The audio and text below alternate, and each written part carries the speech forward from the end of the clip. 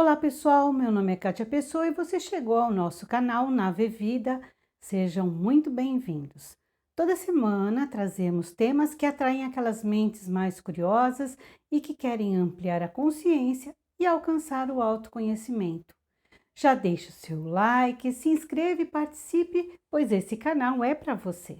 Você já teve problema com a inveja? Esse é o nosso tema de hoje.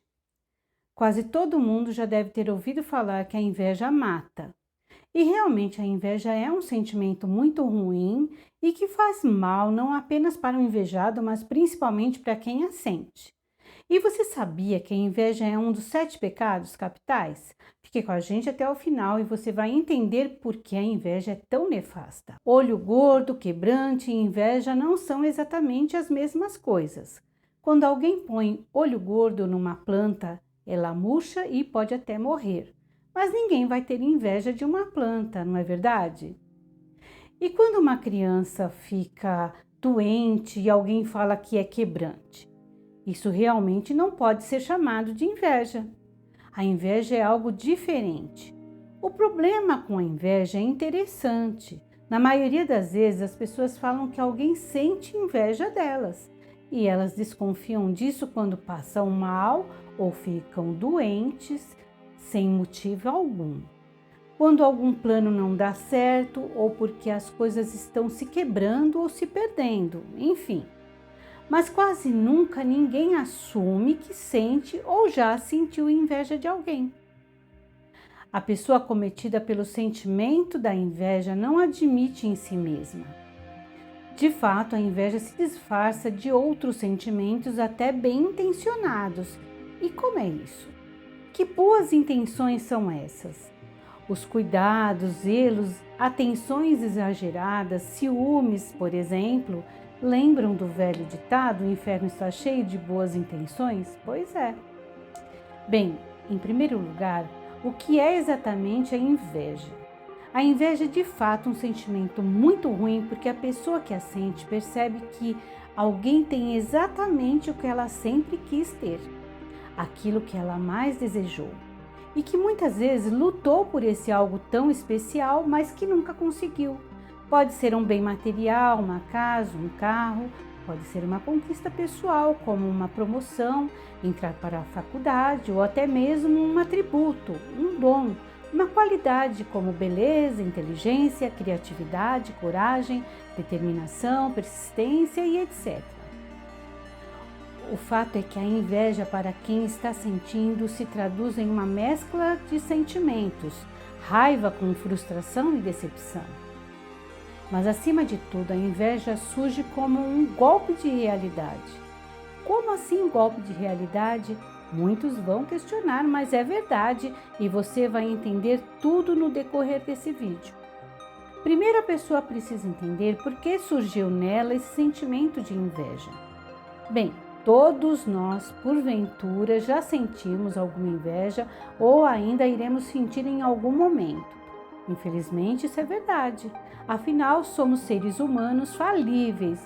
Ninguém está isento de maus sentimentos, seja inveja ou outro sentimento qualquer. Mas o importante é saber ter consciência sobre quais são os sentimentos que estão surgindo em nosso âmago e por que eles surgiram. E por que isso é importante? Porque essa é a melhor forma de se descobrir a razão que causou a inveja, a origem de tudo. Principalmente perceber que todo esse sentimento negativo não diz respeito a uma pessoa em questão, ela não é o alvo, ela é somente um espelho que está refletindo um desejo não realizado, as frustrações e desgostos que são nossos. E quando percebemos esse sentimento e entendemos o que está nos acontecendo e colocamos o nosso foco nessa questão, no porquê desse sentimento, a inveja deixa de ser um problema e passa a ser um alerta de que algo não vai bem em nossa vida. Por isso é tão importante detectarmos o teor desse sentimento e não o mascararmos com outros adjetivos. Inveja é inveja e ponto. E eu digo isso porque algumas pessoas pensam que o que sentem é apenas admiração pelo outro. Mas é preciso dizer que o sentimento de inveja nada tem a ver com admiração. Quem admira não inveja. Quem admira se orgulha ou apenas se regozija e se confraterniza com o outro. Quem admira sente-se feliz com a conquista do outro e vive a sua vida em paz.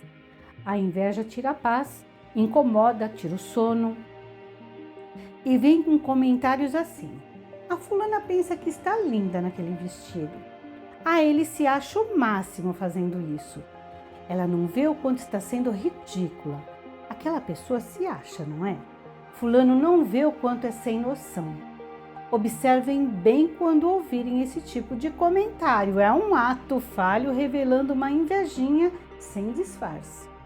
Muitos afirmam que o que sentem em relação ao outro, quando se trata de alguém próximo, como amigo, cônjuge ou filhos, não é bem inveja, mas ciúme. E aí o campo é bem complexo. O que é ciúme? Temos ciúme daquilo que é nosso, nossa posse. Bem, e o que tem de errado nisso? A começar que apenas possuímos coisas e não pessoas. Pessoas são nossos afetos, a quem protegemos, nos responsabilizamos, com os quais convivemos, compartilhamos, mas eles não são nossa propriedade. Muitas pessoas acreditam que ter ciúmes é cuidar, mas ciúmes muitas vezes é uma forma sutil de abuso, pois é ofensivo, gera insegurança e maltrata a autoestima da outra pessoa. Então, como pode zelar pela integridade do outro? Ciúme é o sentimento de posse disfarçado de boa intenção e, na maioria das vezes, na verdade, ele esconde a inveja. Ciúme é inveja disfarçada, porque quando alguém acredita que tem a posse sobre a vontade de outra pessoa, ela declara a si mesma que a outra é um objeto, alguém que não é sujeito da própria história. E alguém só faz isso quando quer diminuir o outro perante si. E precisa diminuir a outra pessoa por quê? Para se sentir melhor, porque ela sente inveja de algo que sabe que nunca terá. Quando o marido diz para a esposa que aquela roupa não lhe cai muito bem, quando na verdade ela fica exuberante naquele vestido lindo, imediatamente a mulher pensa: nossa, ele tem tantos ciúmes de mim, e fica toda orgulhosa pelo marido amá-la tanto. Mas na verdade ele tem inveja da beleza dela, do quanto ela chama atenção. E ele não tolera que ela seja admirada por todos. E não é só sobre a roupa que ele vai implicar. Seguindo esse mesmo raciocínio, a implicância vai acontecer em relação ao trabalho, aos amigos, aos parentes. A lista não tem fim. No fundo, ele está tirando o brilho dela, pois não suporta se sentir tão inferior a ela. É um complexo de inferioridade que precisa ficar encoberto para não afetar um ego descontrolado. Sabe aquele elogio que vem com a crítica embutida em tom de brincadeira? Você está linda, mas ficaria perfeita sem tanta maquiagem. E isso é dito com tanto zelo que a má intenção passa de forma bem sutil. Mas com o tempo as máscaras também caem, a rudeza aparece, já não há tanta delicadeza no falar. As palavras antes escolhidas a dedo são agora cuspidas sem nenhum cuidado. E com o tempo, também aquele sentimento de apreço, de valorização que ela acreditava que ele tinha por ela, dá lugar a outro, o sentimento de inadequação. Pois são atitudes assim tão maldosas que vai tolhendo a espontaneidade, deixando a mulher insegura e confusa. E sabe o que mais o ciúme esconde? Ele esconde a falta de amor. Ciúme não é amor, é posse. E a forma de inveja mais abjeta que existe é a inveja escondida nos ciúmes. O amor admira o outro, pois o outro é reflexo seu. E o amor começa por si mesmo. Quando não existe admiração pelo outro, não há amor. É outro tipo de sentimento. O amor exige respeito. Tudo começa pelo respeito. Respeito por si e pelo outro. E por que a pessoa não enxerga que esse sentimento de ciúmes não é amor, é inveja disfarçada? Normalmente porque nela existe uma carência tão profunda, falta de amor próprio, baixa autoestima, que a impede de ver e de perceber a intenção do outro estampado na sua cara. Mas olha, essa história também se passa ao contrário, quando a mulher é a ciumenta e vive brigando e acusando o marido de ter outra. A situação é a mesma, só que é o marido que sofre de carência e falta de amor próprio. No fundo, todos aí têm muitas carências. Também é bom vocês aprenderem a identificar as diferenças entre a inveja, cobiça e ganância. Elas não são exatamente a mesma coisa. Vimos que a inveja se traduz por um sentimento muito ruim, pois se compreende que o outro tem algo que a pessoa sempre desejou muito e por alguma razão não pôde ter. A cobiça, contudo, é diferente. É diferente porque ela não tem freio. Diferente da inveja que deseja determinada coisa, a cobiça quer tudo. Já não se trata de algum sonho da pessoa, mas de tudo que o outro tem ou faz. Desde uma pintura na casa até uma viagem de turismo, o cobiçoso, se não fizer exatamente igual, terá que o superar. E a ganância? Essa é de dar medo. O ganancioso nunca vai se satisfazer com o que tem ou com o que conquistou. O ganancioso vai querer sempre mais, ele nunca terá paz. Ele vai passar por cima de quem quer que seja para atingir os seus objetivos. Talvez ele sinta inveja e cobiça, porém, ele sabe exatamente o que quer e fará o impossível para conseguir. Ele sabe muito bem quais são as suas metas e o que precisa fazer para atingir o seu objetivo final e nada irá detê-lo. Ele irá conquistar riqueza e fama a qualquer preço, inclusive derrubando os outros. Mas voltando à inveja, lembram que eu falei na abertura, a inveja é um dos 7 pecados capitais? Bem, e quais são os outros pecados?